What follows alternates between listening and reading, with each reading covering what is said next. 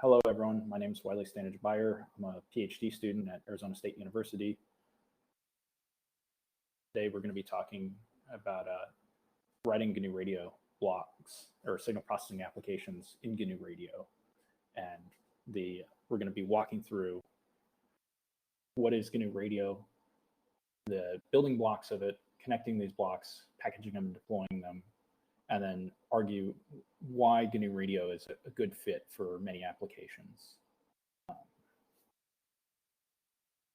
So GNU Radio, as most of you guys know, is a C++ framework for writing signal processing applications with a Python wrapping.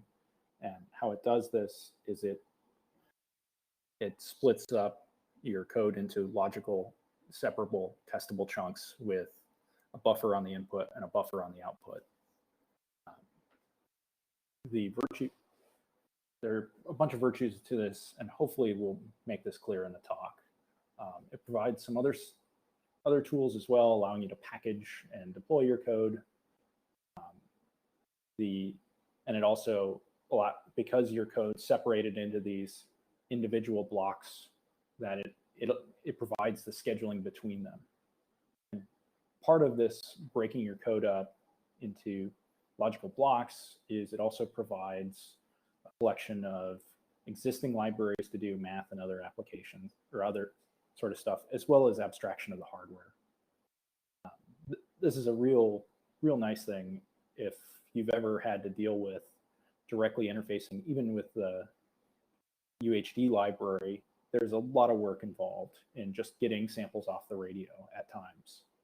And GNU Radio allows an easy way you can switch out and switch to either a different radio or abstract that away, I guess. So if you want to stream files from a sample or stream samples from a file or from a radio or a TCP port, it provides all that sort of tools. So basically, there are a bunch of stuff built in or built with GNU Radio that you may find interesting or useful. Some of these are listed on the screen, but that's by no means a list of everything. And I encourage you to look around and find your own. I'm sure there's at least something everyone should find interesting. If not, hopefully at the end of this, you'll be able to write something interesting and share it back with the community. I think everyone would appreciate that. So almost everyone, I'm sure, has seen the graphical user interface for GNU Radio or GNU Radio Companion. It's the first thing that everyone sees. It provides a graphical representation of what's going on with GNU Radio. Is that I have some USRP source or some radio source, some processing stages that are connected up together, and some destination for the data. And we can get into what the specifics are of each of those for each specific application. So for this one, or this talk, we're going to be building this as our application. We have a binary source. This produces a stream of ones and zeros. A modulator, this is going to take those ones and zeros and turn them into PSK symbols or phase shift keyed signals or symbols. We're going to send them over channel. In this case, it's an additive white Gaussian noise channel. So we take in a complex number and then we generate a Gaussian random value and add it to it.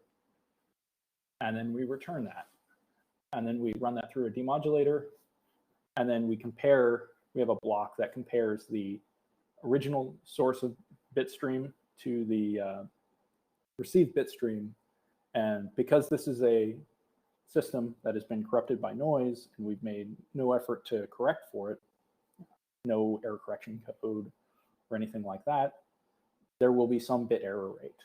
And this final block tallies up what the total number of bits is passed through and the total number of errors, and will tell you the total error rate of the system. And going back to slides, hopefully everyone can see that now. So we've got a good high-level view of what we're going to be building. For many of the things in here, GNU Radio provides out of the box. However, this is an exercise in writing GNU Radio blocks and not necessarily just using the ones that are there.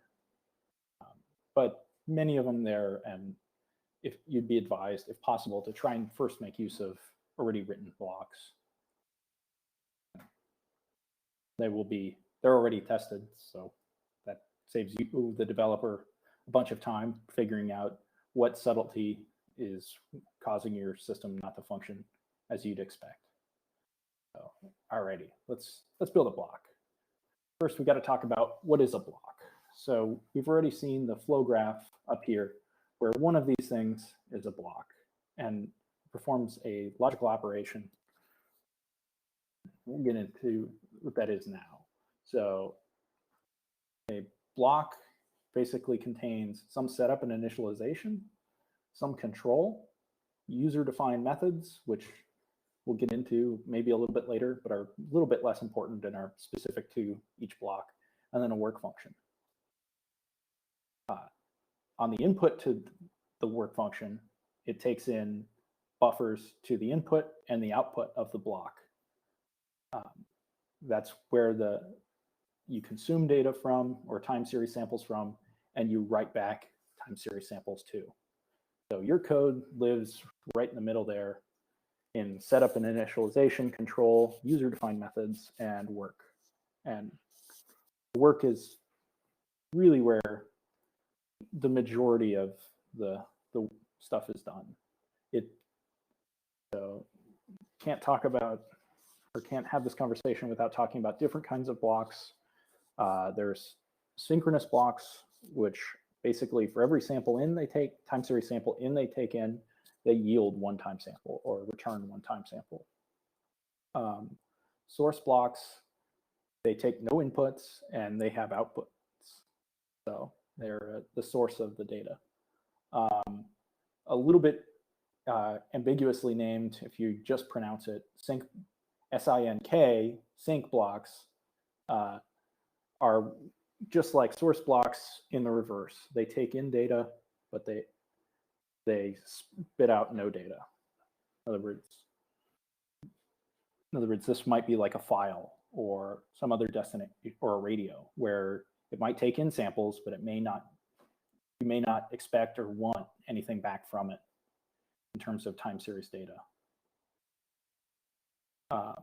Interpolation, if you guys have some DSP experience, where you take in some collection of samples and then you return more samples than you took in. Decimation is exactly the opposite. You take in some samples and you return less than you took in. There's a separate type of block for each. Tag stream blocks give you the ability to have metadata affixed to your time series stream. Catch up with the chat here. An example of this would be if I had a frame detector or a burst detector, peak detector. You could have it label the start of burst with a tag, and then that may be a way to signal to downstream blocks for here's where you want to start doing your operation. So this way you could separate your detection from some downstream processing like equalization or channel estimation or time of arrival estimation. General blocks, as the name would suggest, you can take in some data, spit out some data, but you've got to be very explicit for every sample it takes in, how many samples it spits out. Then there's perhaps the most different block in all of these, and it's a hierarchical block.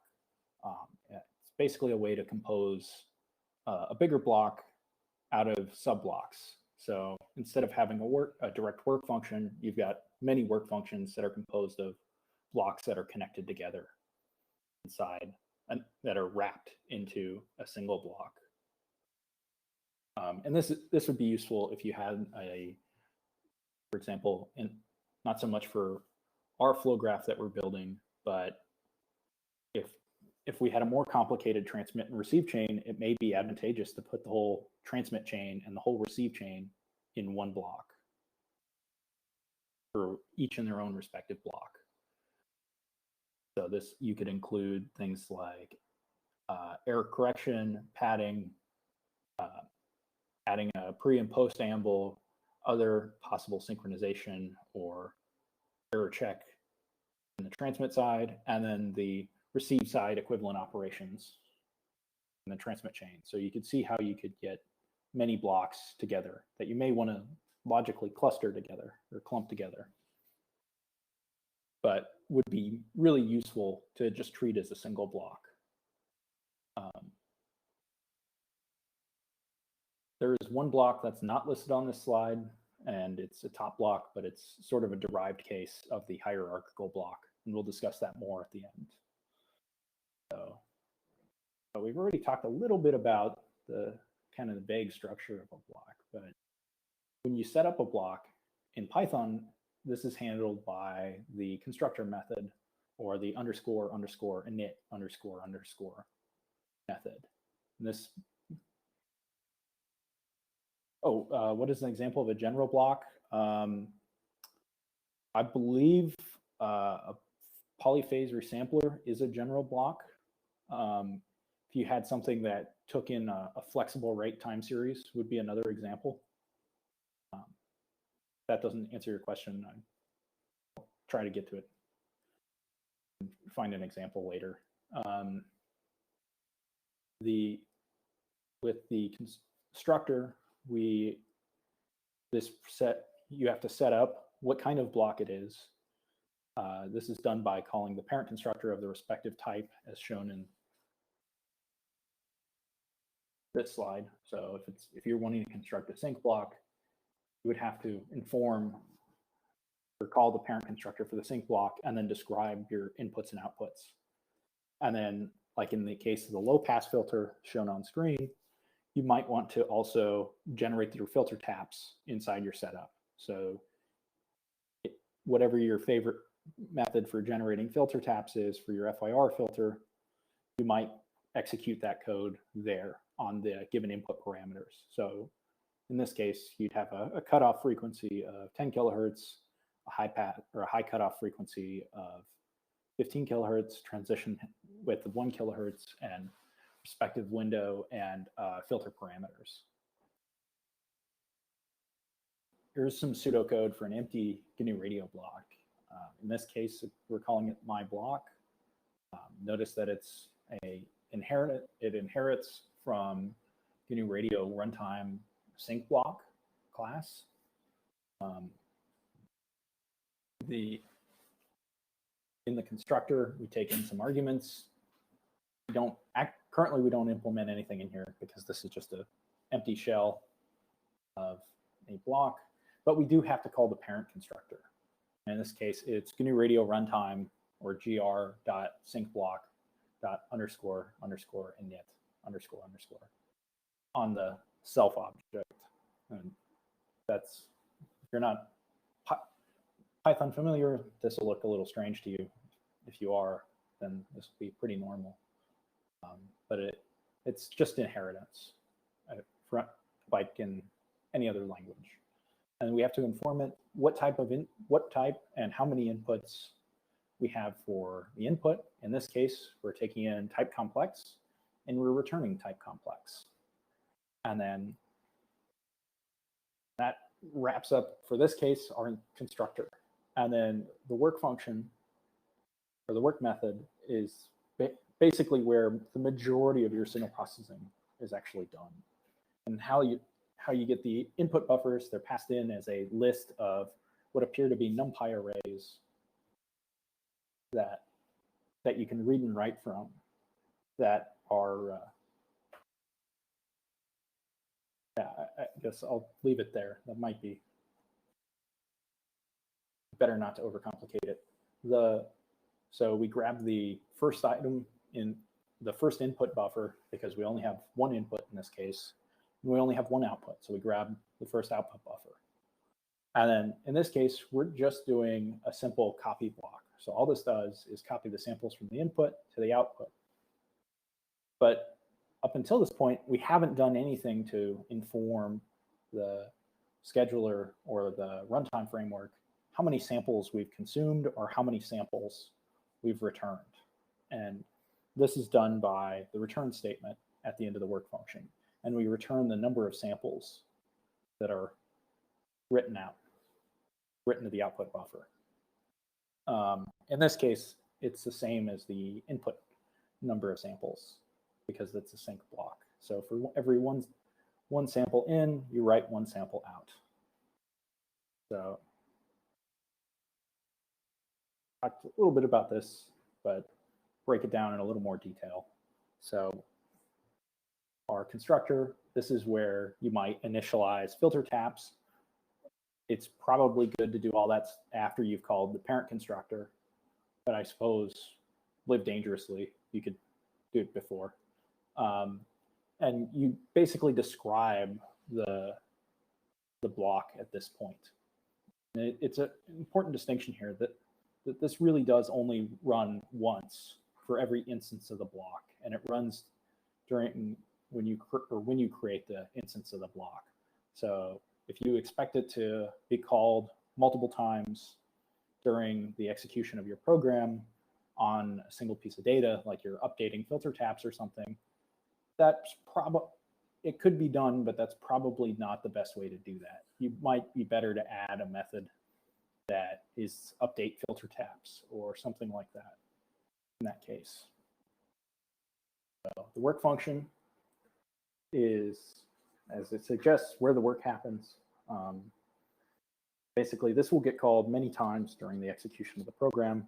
Just how many is subject of the specifics. If you're running on a continuously arriving stream of data from now till the end of the year at 1 gig sample per second, and depending, it may get called a lot of times. So, but it can only see the samples in a limited range. In other words, it doesn't preserve, once you've said or informed the scheduler that I'm done with this sample, you probably will never get that sample again.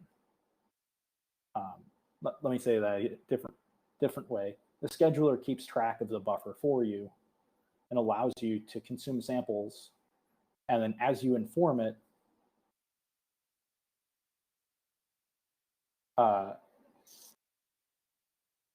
that I'm done with the sample, it will take that away from you.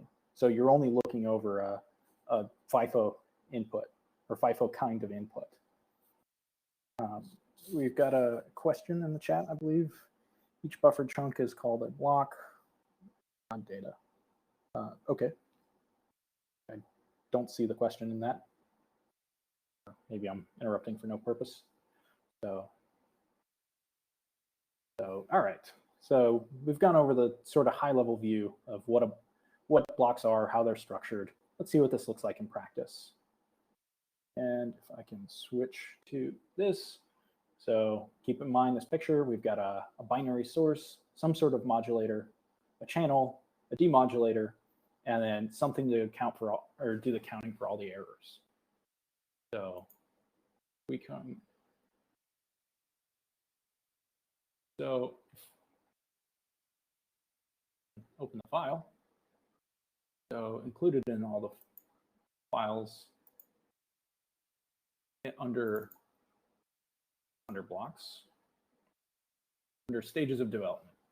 So you might imagine if you've been through a basic intro to communications class, or you've ever had to done some information theory courses or something like that, you've probably written, I'd venture a guess that somebody's written this and you've seen it, or maybe you were fortunate enough to write it yourself.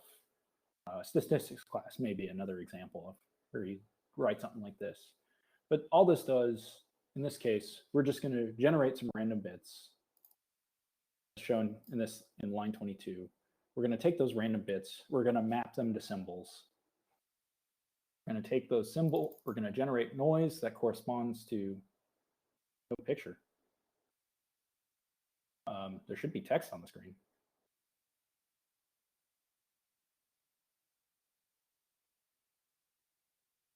Okay, awesome.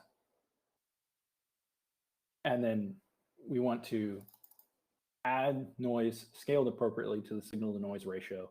And then we want to take an attempt to get our best guess of what actual bits were sent. And then we want to total up the number of errors. And in this case, we sweep it over SNR. I really do think probably, yes, there is a first pass posted in the GitHub link. Everyone's probably written something like this. And maybe it's worth commenting on a few of the drawbacks. This is just a script. We really only have a hard-coded number of samples. In this case, if we wanted to handle 100 trillion samples, no, yeah, I won't say there's no computer out there that wouldn't do that, but that certainly wouldn't be the best way to do that.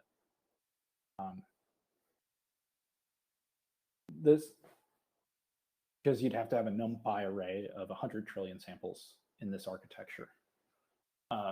As well as I can't really just go test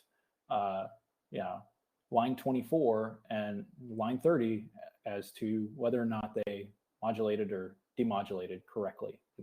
There's no idea of separation of the code. So we might go to, we might get a little bit better version of this. We might break it out into functions. So we've got, in this case, a function that generates random bits, a function that modulates those bits, applies an AWGN channel to it, and then a function that demodulates them, and then something that computes the error rate. And then all that gets, the same for loop before is rolled down into this. This is a little better because maybe we can call these functions many times to get around the fact that we don't have an infinite amount of memory or exorbitant amount of memory in a system. But that's, and it is an improvement. But I'd like to note here, if we look at both the modulator and demodulator, we have some code that, even though it's not shown in the function, we have code that's used in it that's only run once, as in generating the constellation of the, sorry, wrong line, of the communication system, or the eye diagram of the system. This is only run once for the whole thing, and you could construct it inside each function at every call, but we can guess that running the same thing over and over again on the same input should yield the same results and would be pointless. I would think it would be pointless. I guess opinions may vary. So this is a little better because we can now test the modulate function and we can test the demodulate function. And it might be a little tricky, but we can still test the channel function. But keep in mind, or I want you to note that this is kind of already looking a little bit like a work function.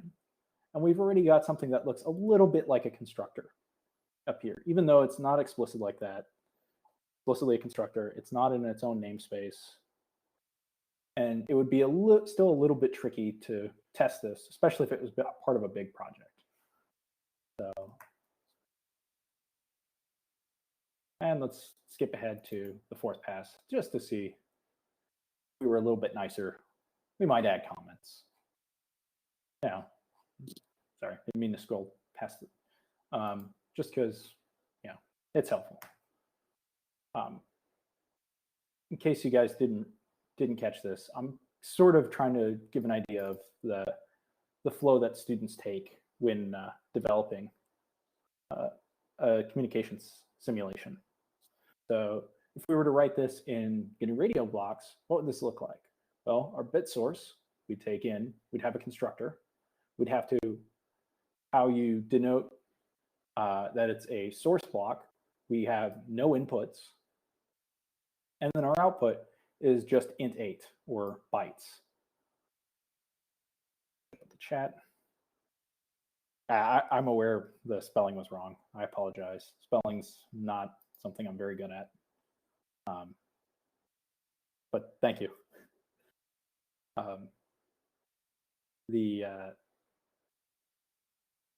So, and then our work function in this case, we don't have to do anything with the input. Because remember, we have no inputs on our bit source. We have, so nothing to do there, and we just have one output. So we're going to grab the first buffer of the output. We're going to see how big that buffer is. So this is just going to appear as a NumPy array, output object for this output. And then what we're going to do, we're going to generate a bunch of random ones and zeros and write them to the output. And then we're going to tell the scheduler how many random ones and zeros we wrote to the output. So that hopefully that gives an idea of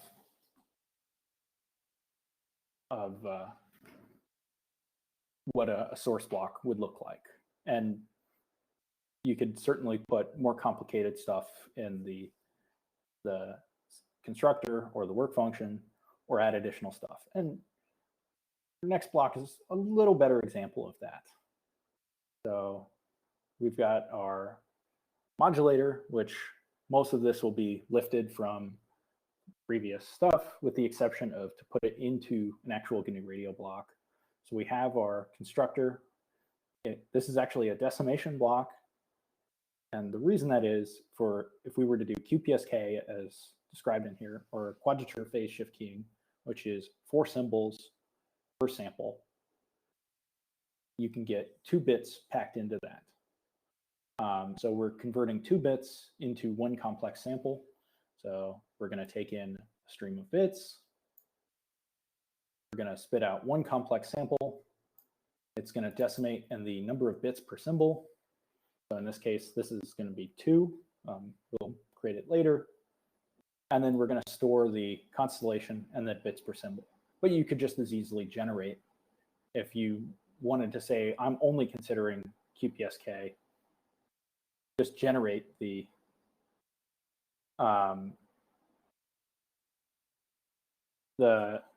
constellation points in the constructor. That would be another perfectly valid approach. For this, I just tried to make it a little more general, such that I could throw in arbitrary points and then not have to concern myself about modifying a bunch of stuff down later. The work function, on the other hand, it does take an input, and it does have outputs. So we grab the first input buffer, or the 0th input buffer from the input items. We grab the 0th buffer from the output items. This is some NumPy where we basically reshape our input. And this just makes it easier. Because we're taking in 2 bits per symbol, we might want every indice of time series in the NumPy array that is our input to actually contain 2 samples. And then we're going to take and map those in the next line. We map those constellation points to from their respective bits, and then write them to the output array. And then we inform the scheduler, like we have done before, how many symbols we've written.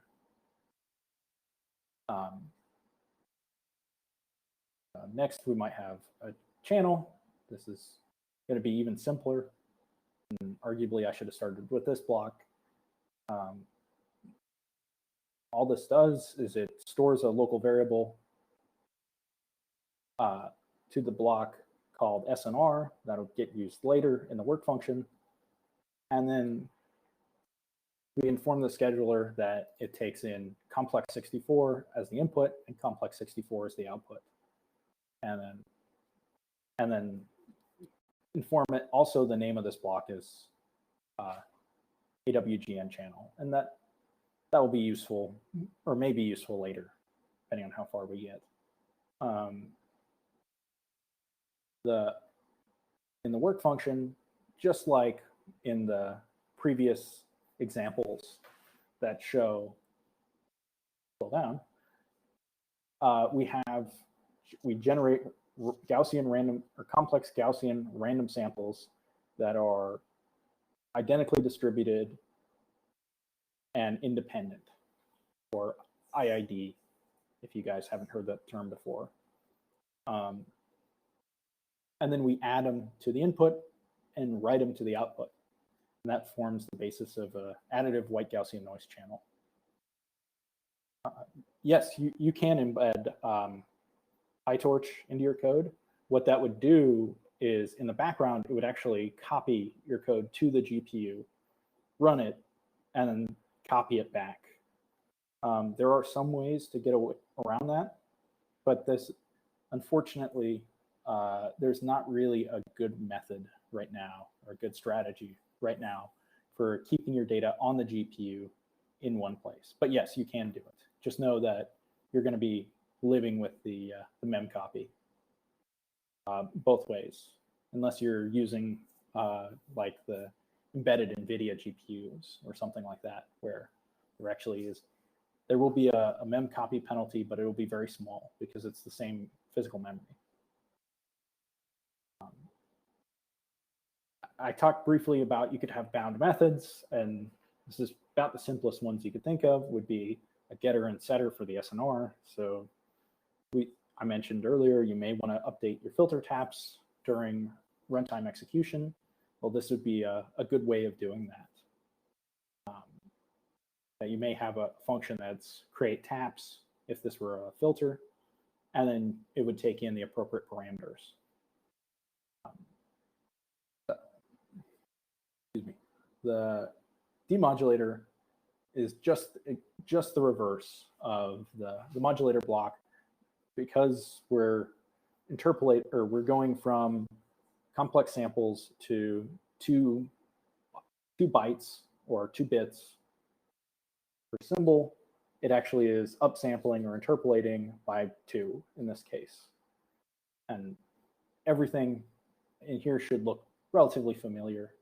And then the output is pretty much finding just like in the first and second pass examples, finding the point in the constellation that's closest to the constellation point, and then informing it how many samples I've actually done that on.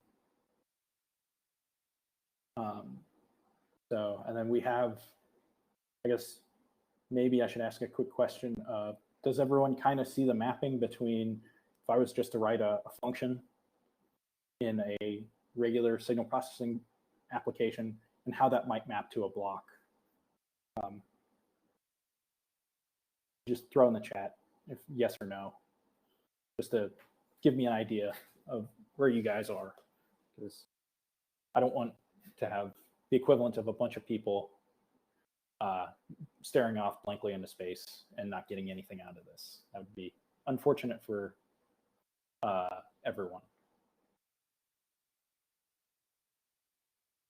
Got a few yeses. That's good. All right, so I guess I feel confident moving on and not dwelling on this point much more. But the error counter, just like with in the first and second and fourth pass, does very similar things, and most of that code is actually lifted from here. In this case, the difference is it takes in 2 inputs and no outputs.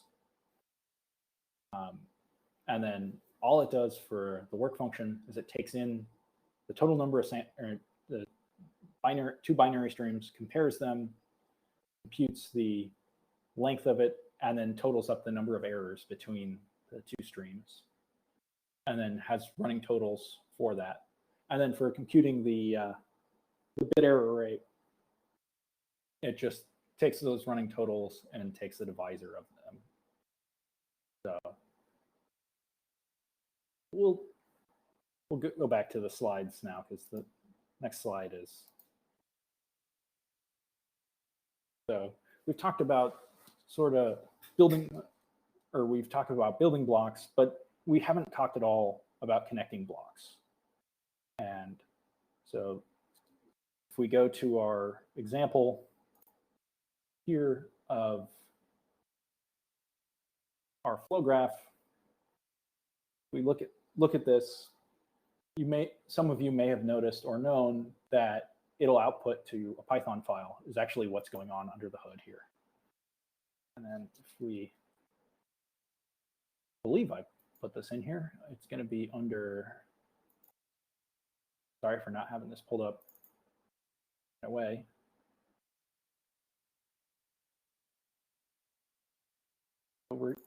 We have this Python file that it actually generates.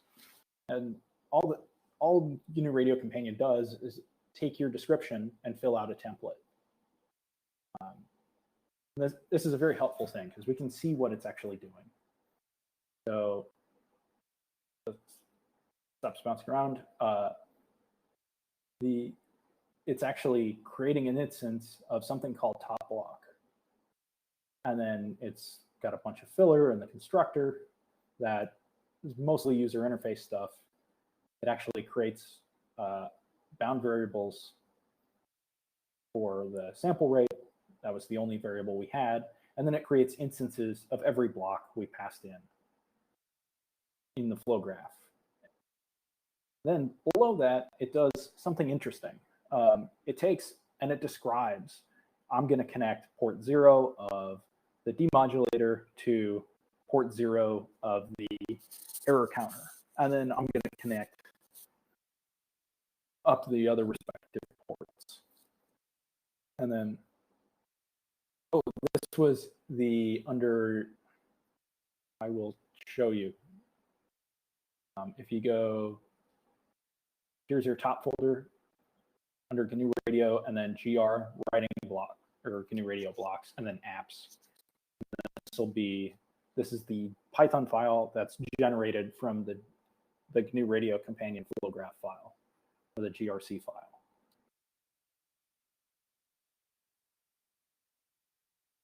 So hopefully that makes it more clear.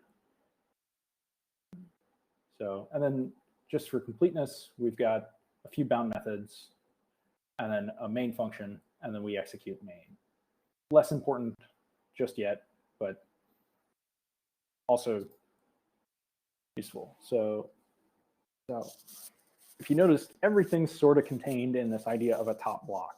And this is really what the scheduler looks at and says, here is where you inform it the ordering of the blocks, what's connected to what, and then who has ownership of the blocks from a memory management standpoint.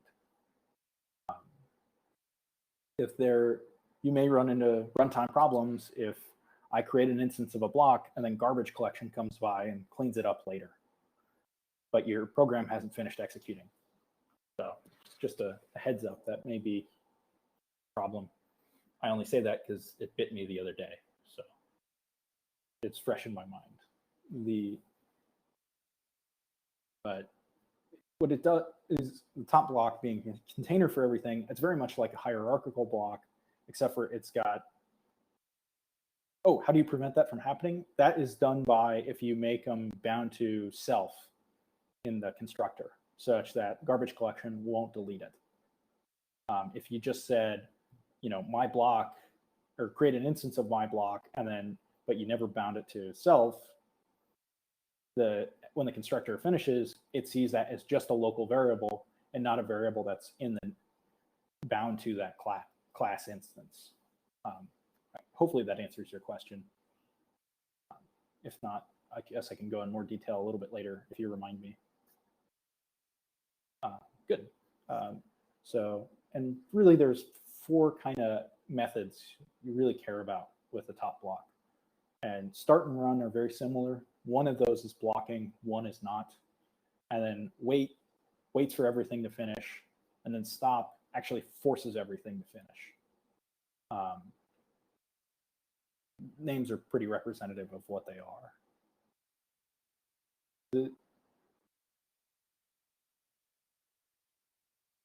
And then here's another kind of pseudo Python code version of this to make it a little more clear. So we have a a class that inherits from the GNU Radio runtime top block. It creates in it, it inherits from it. It calls the parent constructor, and then it creates the instances of the blocks. And you may be able to see this self.block1, self.block2. That is what I'm,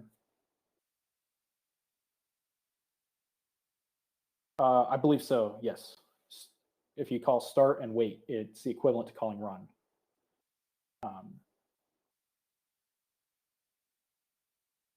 Is there a reason I don't call super? No, there isn't a reason.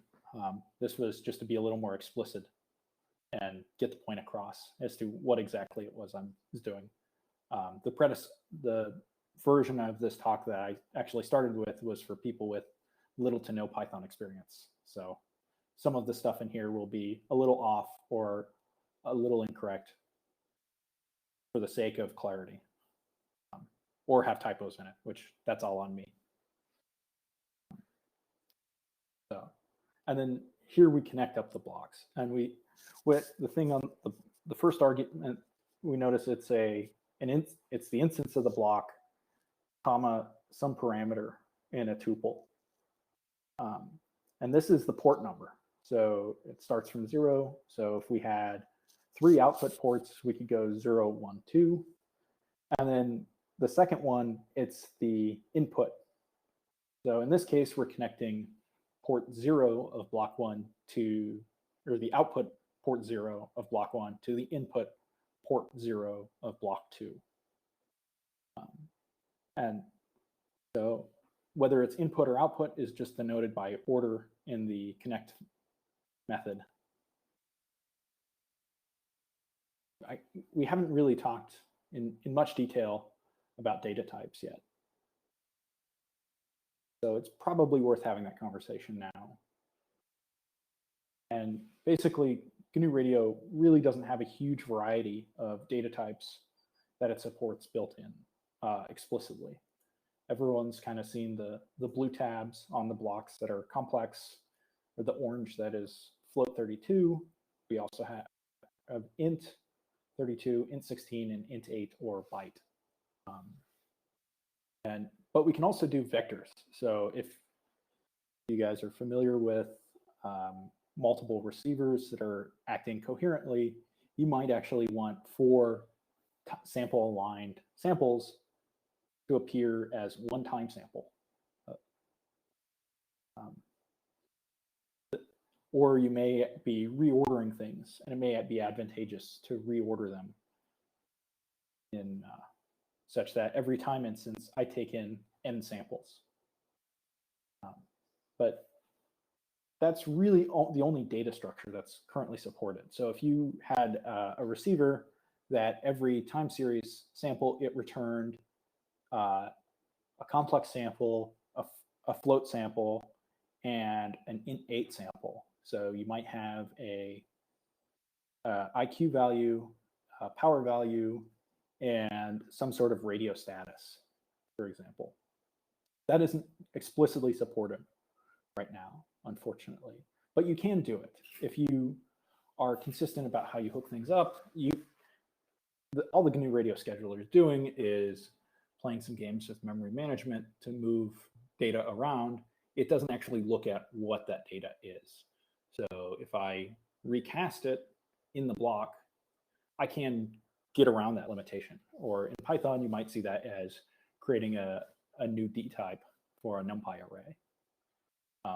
Won't be doing that in this talk, but it is useful if you know when to use it. And so, for example, if you wanted to pass a matrix, if you had a correlation matrix you wanted to pass back and forth between blocks, would be a very useful thing. You know, you could do that as a vector, or you could do that as the modified D type. Buyer beware, you've got to be consistent on both. Already moving on, we've already talked a little bit about sort of the start method and the run methods, as well as the stop method, the different ways to actually stop the execution of the flow graph. but the difference between wait and stop just kills it right now. It says finish up whatever buffer of data you have, and then you're done. Whereas wait, it hangs around until there's a condition where there's no more samples moving through the flow graph. So if you had a block that was passing samples along, okay, can anyone else having trouble seeing or hearing me?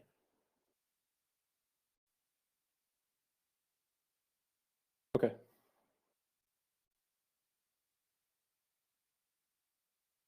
Okay. Oh, sorry for the person who's having trouble.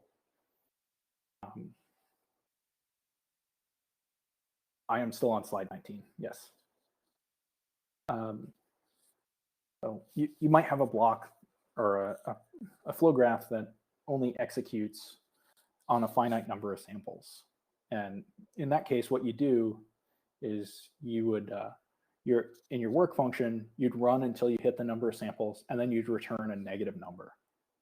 And this tells the scheduler, hey, I'm not only not returning any more samples, I'm actually saying, I'm done. You aren't getting any more samples through me. Why does wait follow? Because I forgot to delete the line, most likely.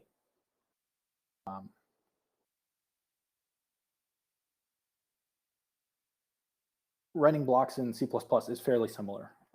There's obviously some C++ isms of it being a different language, but it is largely the same in that you inherit from base class and then implement your own constructor and then implement your own work function. The difference in C++ comes from if there's a little bit of indirection in that how you actually create an instance of your class, there's this make method. There's static make method instead of directly calling the constructor. I'm not actually sure why this was chosen to be this way. Maybe somebody knows better than me, but is there a reason I'm not using grmodtool? Actually, a little bit later, I was hoping to use grmodtool and talk through that. I was more interested in talking through the Python of it. The comment about execution speed, generally that's true. However, I will say developer speed is much faster in Python. So if you just want to show that something works or you care more about your time, last I checked, computers only make cents an hour, while humans hopefully make dollars an hour. You do the cost trade-off or the cost benefit analysis on that one, specific to each problem. Not that, and there is no single right answer to that. And then questions. If you guys want, I'm happy to keep going on grmodtool and actually packaging and deploying stuff. I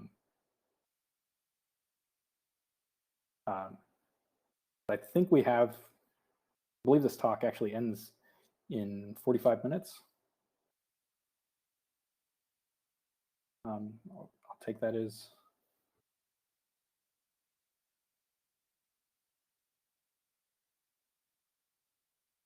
Pedro, I believe that's correct.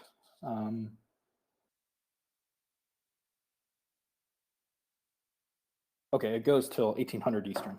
Got it. Okay, so then that actually leaves me with almost an hour. Wow, I guess I didn't look at the clock. Oh, so how does GNU Radio know about your actual blocks? That's a good point. So I guess I'll get into that with the grmodtool right now. So everyone likes it. So if we go to under GR Writing GNU Radio Blocks, I took most of the blocks and transplanted them into the Python folder And I guess I'll take the channel block just because it's nice and simple. And hey, it's the one block that's actually kind of hard to write a unit test for because it's supposed to be random. So you can see this is almost identical code. I just cut and pasted in to this. And I know this is a little backwards from if you were actually adding this using mod tool, but I just wanted to make clear that this is what it is. If you were to go under the GRC folder, there's going to be a corresponding Writing GNU Radio Blocks _channel.blocks.yaml. And this is actually how GRC knows what's in what your block is. GRC in fact doesn't recognize or doesn't know what to do with your code if you don't provide it one of these. So basically it describes the idea of it, a label, which is more or less the name, what category it belongs in. So you look under GRC, here is the category over on the side. And as you can see, we've got our bit counter, bit source, channel, demodulator, and modulator. What input parameters it takes. In this case, it's just SNR. And if you recall from the code, it's actually really 1 over the noise power. It assumes a signal energy of 1, or signal power of 1. So, little asterisk there, but as long as you know that it isn't always going to perfectly normalize out your signal. If you reuse this block, or hopefully write a better block, that does exist. Oh, where? This is in the GRC folder under the out of tree module gr-writing GNU Radio Blocks. No problem. I probably didn't make that clear enough. And just to say it again, this is actually how this YAML file is what generates the graphical description. So you can actually put crazy stuff in there and it will represent it in your block. So you can do things like, say my block has 3 inputs, however your code doesn't take 3 inputs, and you will likely get, you likely won't get it to work. If you do get that to work, you might consider filing a bug report. That it's guaranteed to give some bizarre behavior. So if we, all right, so let's pull open a terminal. I haven't talked about grmod tool. And actually, I think I might have look real quick. I might have a couple slides. There we go, I do. They're not cleaned up though, unfortunately. So GNU Radio, for packaging it, has this idea of an out of tree module. And basically there's this idea of the core GNU Radio tree or packages, and then therefore anything that's outside of that is out of the tree. Trying to make a joke out of it, but I think that's the best I can do with this one. But more or less, it provides you. I don't think that joke's worth repeating.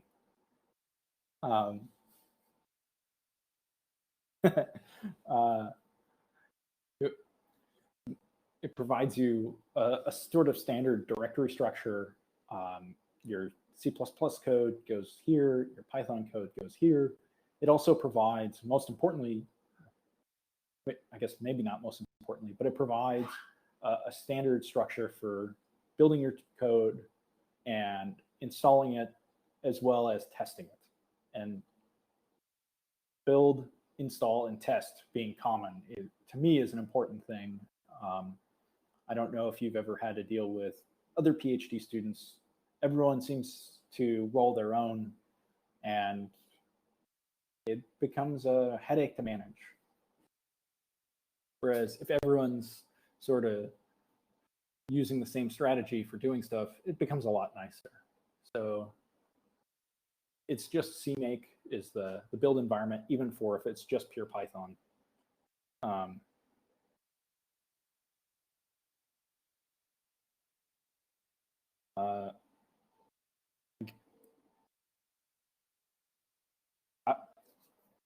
of tree, anything that is provided, yes, Writing GNU Radio Blocks is an out of tree module. I guess I should have stated that.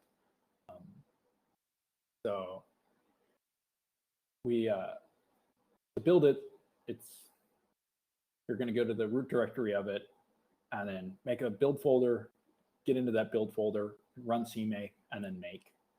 This is, if you've ever built GNU Radio from source, this will look very familiar, and hopefully be easier because it doesn't have hundreds and hundreds of dependencies that you may or may not know. And yeah, you probably should do an LD config in there. That would be a good idea. And then it's one of my favorite things is just make test. It's a very easy way to run all your unit tests at once, and then get a binary yes or no, did I screw something up? I don't, yeah. And then make install as well. So I guess we already talked a little bit about adding the graphical description. It used to be XML. You guys will, if you're using 3.7 something, you will see XML files. We've gone away from XML, and it's all YAML files now, with good reason. They're easier for a human to read and write. So let's go back to our out of tree module. So talk a little bit about the structure of it. So we have a CMake file. I can open that up. Basically, this is generated by grmod tool, and this contains everything to generate the make file. I'm no expert on CMake. I'm sure many people in the chat are much better than me. And I want to do math. I don't really care about the finer points of building stuff. So that isn't helpful to you guys. I'm sorry. I may not be the best person for that, because I spend a lot of time screwing up CMake files. But so we already talked about a little bit. We have this idea of putting Python in one folder. If you've looked through some of the code examples provided under, that would be under blocks, learn, you'll notice, if we look at modulation, we have our blocks as we already described, but we also have this unit test down here. And I don't claim this to be the be-all end-all of unit tests for PSK modulation, but it's hopefully better than none. And then if we just execute this file, it executes the unit test. So under the Python folder, this is actually in a separate folder. So we have or a separate file rather, not folder. And I stripped out two of the tests just to make it simpler. But it's very much the same, just using gr unit test. And then there is a C++ equivalent of this as well.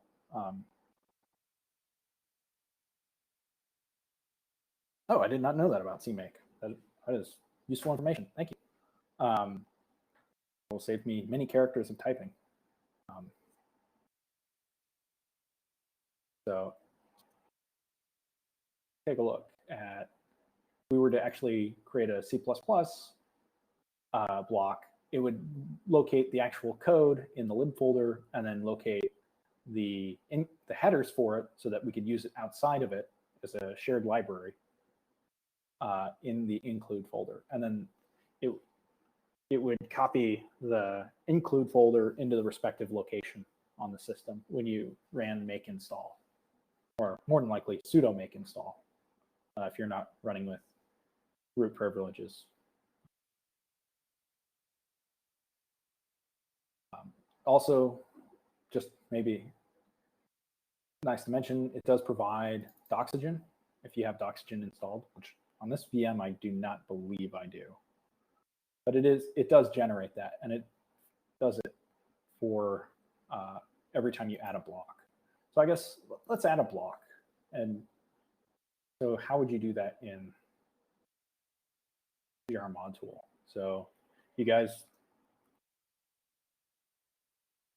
are probably going to get a little more familiar with the command line if you aren't already. So I guess let's create a new module. So basically GR mod tool, if we type help, we're going to get the, oops. We're going to get the list of supported commands. And if we're creating a new module, what we're going to have to do is use the new mod command. And then we're going to have to give it the name of the mod. So I guess, how about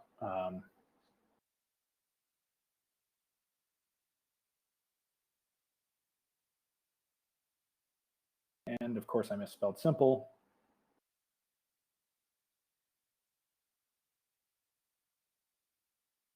So we're just going to call it simple OOT, or simple out of tree. Then it actually creates this thing called this folder called simple, or sorry, gr-simple OOT, and go into that and see what that created. And actually,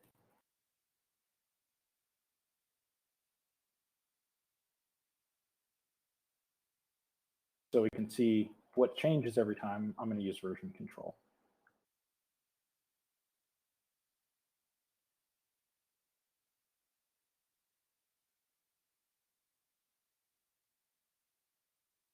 So just like the other one, we've got an apps and a CMake folder, docs folder, examples folder, a GRC folder, include, lib, Python, and then swig. I'm going to try and keep the talk to mostly Python just because it's more beginner friendly. But we've already talked a little bit about what each one does. I guess the only folder I haven't talked about is swig.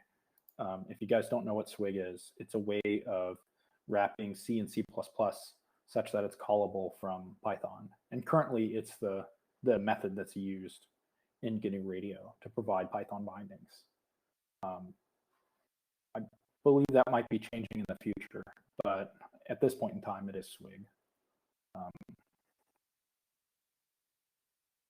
So go to grmod and then help. We have this add. And what this add does, it allows you to add a block. So say we want to add channel, something we've already implemented, but then we can see the process. So, and it's going to have you go through and fill out a questionnaire. In this case, our channel takes in one sample for every sample it spits out. So it'd be a sync block. We want to write it in Python. And copyright holder.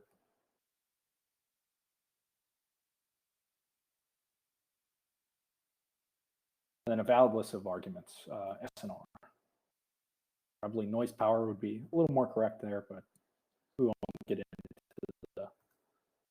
the argument there. And we want QA code for unit test for Python. And then as we can see, it claims to have added a channel.py, a QA channel.py, added it to the CMake file under Python, the Python folder. It's added a empty block in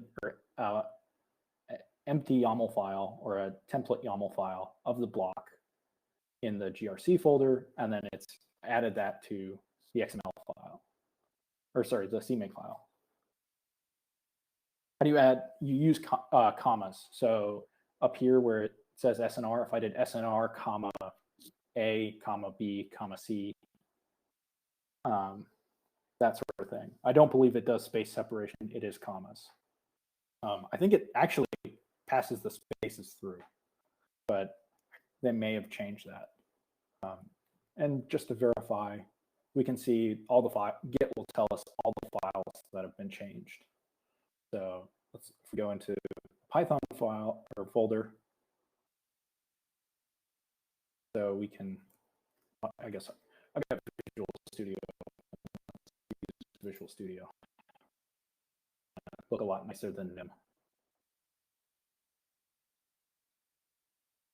Simple OOT. And then we've got our channel. So it gives you a header, the sort of usual Python top of a file. It assumes you're importing NumPy. This is because these input buffers are lists of NumPy arrays. And then it creates sort of an empty description of your block. This is, and then you have to fill it in. So in this case, we might do NumPy. Do we want to do the same thing over, or do we want to do, I guess let's just do the same, because I'll make some horrible mistake I don't quite recognize. So I'm going to take in a complex 64 sample. It's going to spit out a complex 64 sample.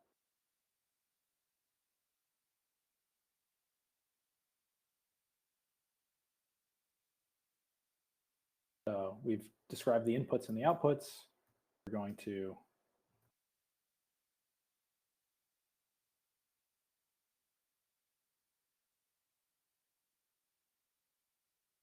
store our SNR, and then in our, down here, our work function, if we remember, this is where it gets called repeatedly. Here's where we add noise.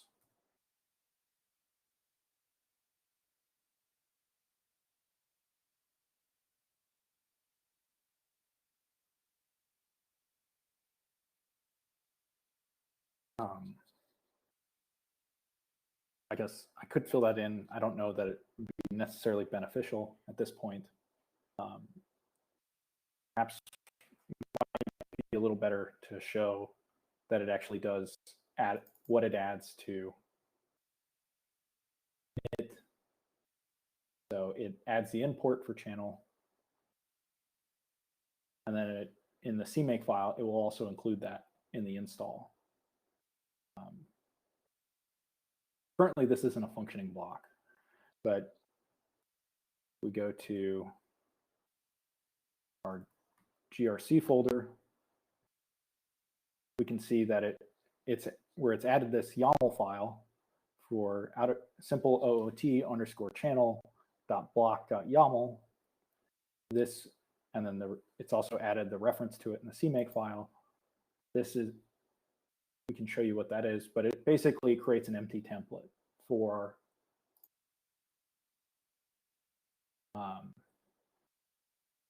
your block, and then you fill it in with, in this case, it might be SNR for the ID. This will be the same as the make method, or how you construct an instance of the block up here. This is the template that it uses for actually importing your block when GNU Radio Companion goes to generate the Python file that uses your block. And then down here you describe, under inputs, you describe the inputs and then respective outputs of your block. And in this case, it would be channel. So it's got one input stream and one output stream for this particular channel. You could imagine a multi-user channel where it might take in 4 inputs and have 4 outputs, and then it takes some time delayed or time shifted linear combination of each of the inputs to form the output, as an example of something that might have multiple inputs and multiple outputs. And then the file format 1, I think, is just a formality at this point. Somebody kind of more in depth could probably tell me otherwise, but I don't think anything's currently done with that. That's there for future proofing, but I guess, I mean, pretty close to everything I kind of have. Does anyone have any questions or want to bounce this in a slightly different direction?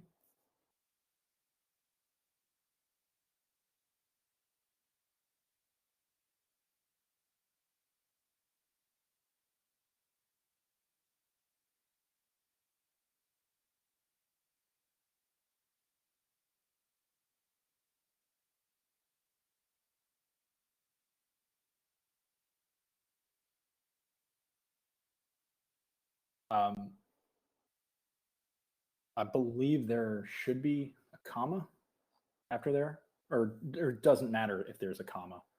Python lists, you can put a comma at the end of it or not. I think Python, I believe, is flexible in that way. MATLAB is not. As for running your block on an FPGA, that's a little trickier. So that currently the GNU Radio framework is pretty CPU centric. There's a lot of work going into making that not the case.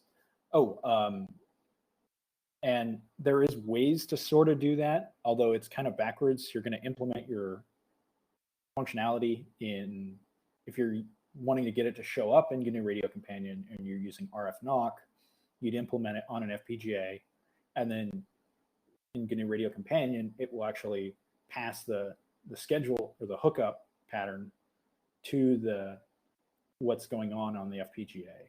That's the closest I can give you to implementing it on the FPGA. As for, I guess I pull up the question slide, seeing as how I'm answering questions. The best reference, I would say probably, I know Edis has some documentation on that. If you look around on that.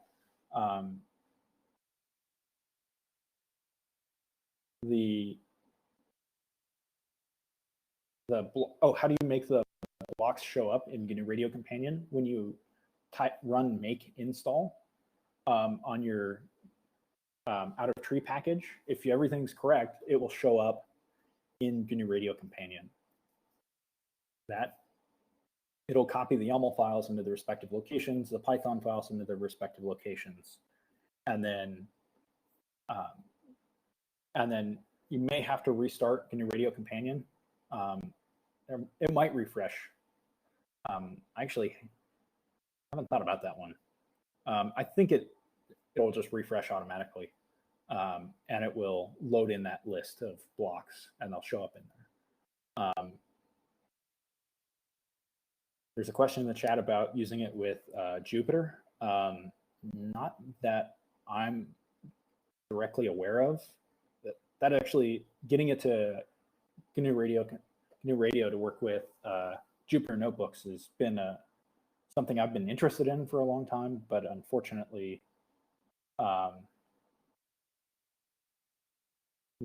there isn't currently a way to do it. I wish there was. If you've got ideas, I and a couple other people would love to hear them. It would be great to have the ability to quickly and easily develop this stuff in a Jupyter notebook and show off what's going on.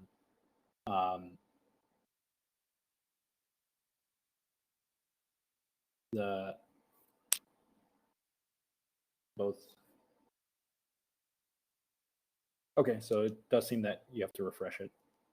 I believe there was a question there about mod tool.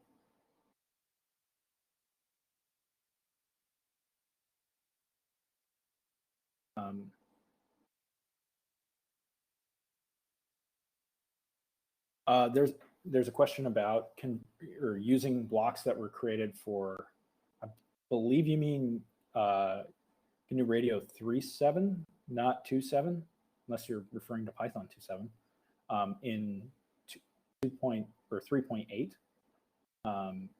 there is a tool out there to convert XML to or the XML blocks to YAML blocks. And that might actually be in mod tool by now.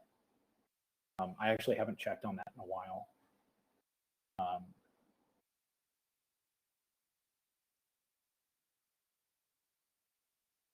Oh, somebody threw it in the chat. Awesome.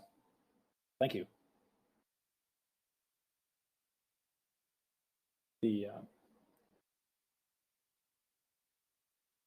Oh, okay, so it is in mod tool. I thought it was in mod tool.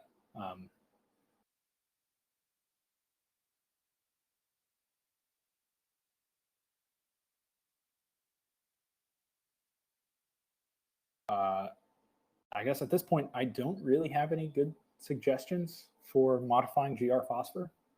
I wish I did. That'd be GR Phosphor is something I've kind of wanted to play around with more, or more kind of GPU-based processing.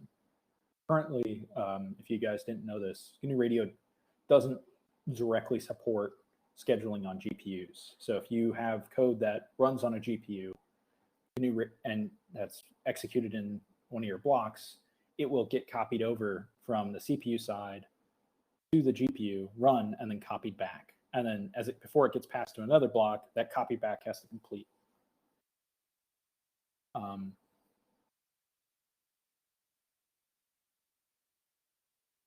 Okay, awesome. That's good to know that GR module will update your XML files to YAML files. That's good to hear that there's a programmatic way of doing that, because humans doing work machines should be doing is just wrong.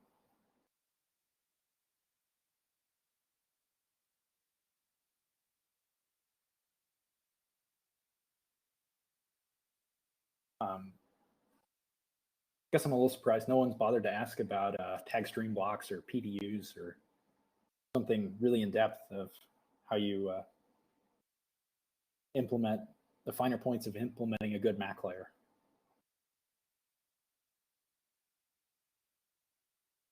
I may have just opened myself up to some pretty hard questions. So, because everything I've said up till now has been about streaming blocks, so they expect a continuous time series. Yeah, so I guess I'll address tag stream blocks first. Previously mentioned that it's sort of like affixing metadata to your stream. Unfortunately, I don't have any slides on this. I didn't expect us to actually go this fast. I thought I had an hour.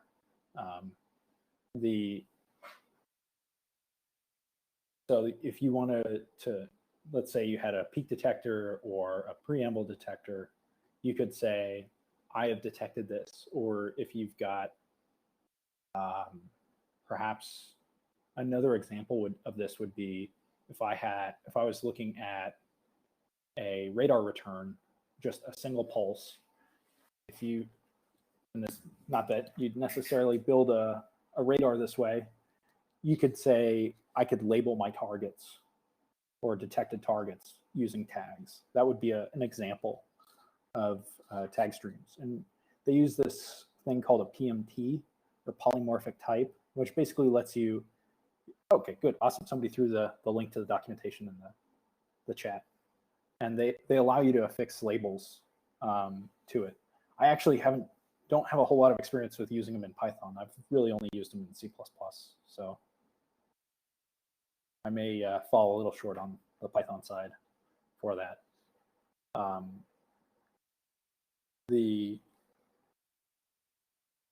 But they're a very useful thing, because if you have a bursty communication system, so you've got something more akin to what most digital systems are, you aren't always continually running your whole processing chain on every sample. You can imagine a walkie-talkie. There's a push-to-talk button, and it's only the person trying to talk to you is only transmitting when that button's pushed.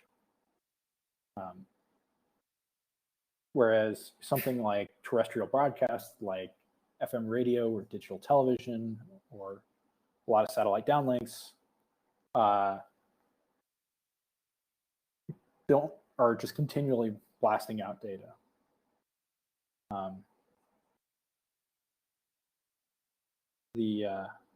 blocks to dynamically tune USRP center frequency.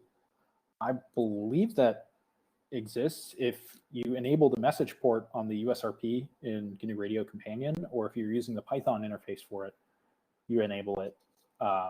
You can do that. If you were going to do it in Python, probably the simpler way, if you didn't need something super dynamic and you had just a schedule, would be just to have a for loop and call the method set frequency on the top block. So let's say every 10 seconds you wanted to change to a different frequency. You'd wait for 10 seconds or allow 10 seconds to pass, and then call the set frequency method on your top block or instance of top block would be one way to do it. So I guess hopefully that gives a brief introduction, even though I don't have any examples of tag streams, where they might be useful and kind of what they are. PDUs, on the other hand, are a little bit different. They're a more Mac layer operation. So there's no idea of continuous operation on a PDU. And I can point you guys to some information on that. There was a talk last year by Jacob Gilbert of Sandia National Labs on GRP, or out of tree package for PDU utilities. And basically you're creating messages and passing them back and forth. USRPs don't have a message port to tune frequency. I thought they did. Maybe I'm going crazy.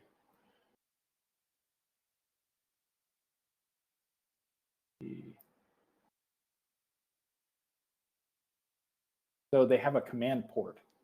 And then what you do is the PDU message you send there don't have a USRP hooked up to this VM. So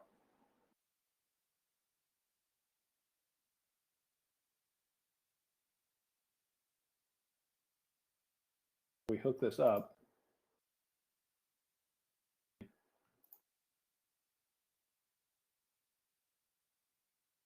A new flow graph just so you can see the Python that it generates, because I actually think that's the in the end where you're going to be writing most of this stuff anyways. You're going to want it.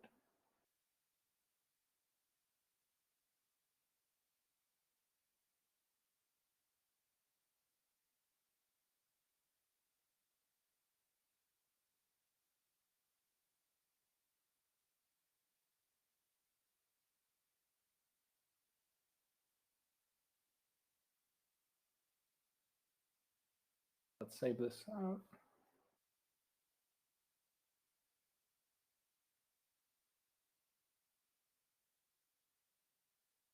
If we go generate this, and it won't run because I don't have a USRP connected. So it'd be nice to run it and show you, but it's a simple example you can generate for yourselves. And we go to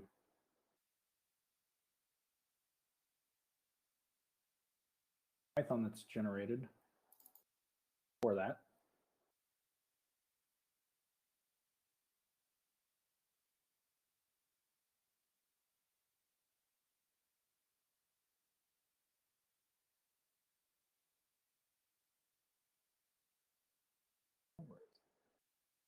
Okay, so top blocks have more than just the listed methods. They've got this message connect, which is just like connect, except for it connects messages.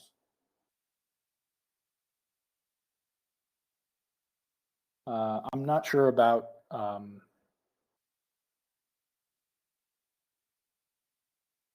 EMT messages for embedded blocks.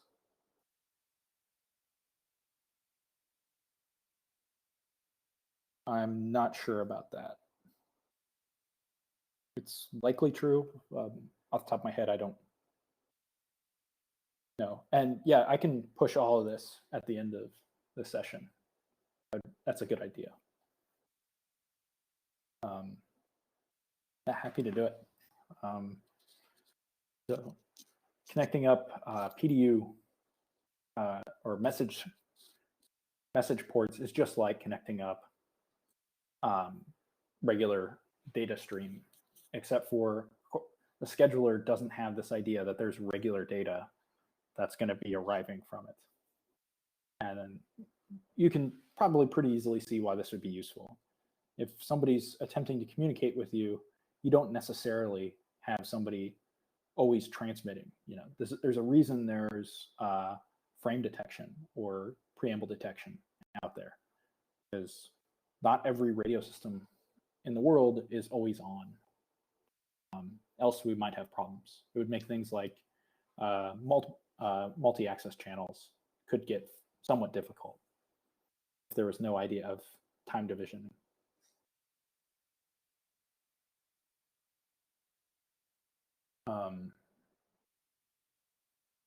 Hopefully that makes the application of PDUs a little more clear. If I'd known I had this much time, or would have got through it this fast, I would have actually included some code on this. But there is some good examples in the wiki.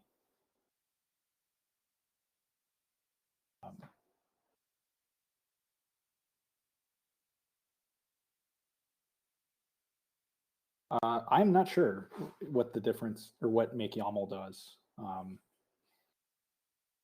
guess why just say plead my ignorance when I can find out?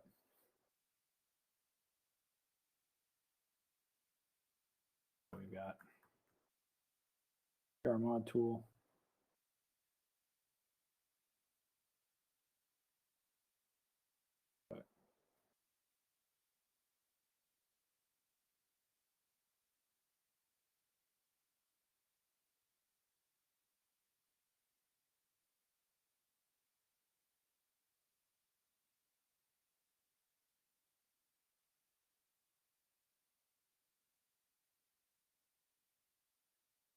Oh, okay. I guess I see what it's.